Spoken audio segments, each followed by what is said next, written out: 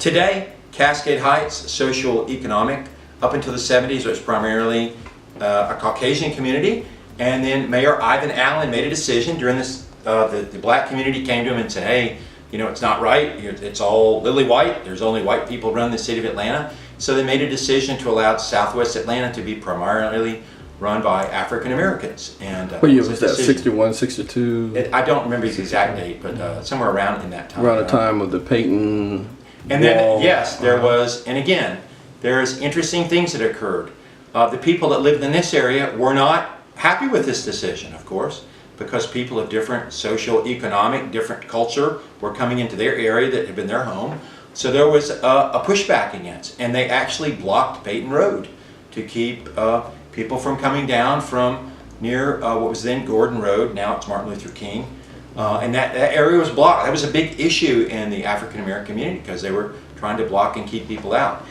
And the argument was, hey, we didn't want these people to come in the area. Now, it was interesting to me to read the comments when they were trying to put the Dollar General in just a couple years ago. Some of the same comments that you could have read from this Peyton Road era, you find with people saying, we don't want the Dollar General in Cascade Heights, but it's going to bring unsavory people into our area. Some of the same arguments, but it wasn't race-baited, okay, or race-based. So just some different things that have occurred. Now, where are we today? Probably Cascade Heights is 80 to 90% African American. Still a lot of Caucasians, like my family. We've been here the whole time. A lot of Caucasian families stayed. There's also a resurgence in buying older houses and fixing them up, and that's going on in our area where we see houses being rebuilt. Gentrification is the word that's used, where people will come in and buy a property, fix it up, invest in it, and make it more valuable. So we see that going on today. So there's an influx in the neighborhood again.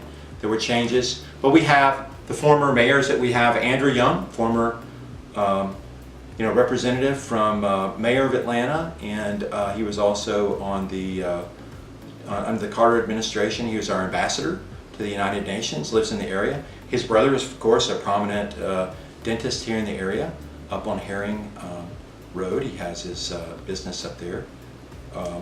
We have Hank Aaron, the famous baseball player that lives on Adams Drive on the Utoy Creek battlefield, who broke Babe Ruth's record, 715.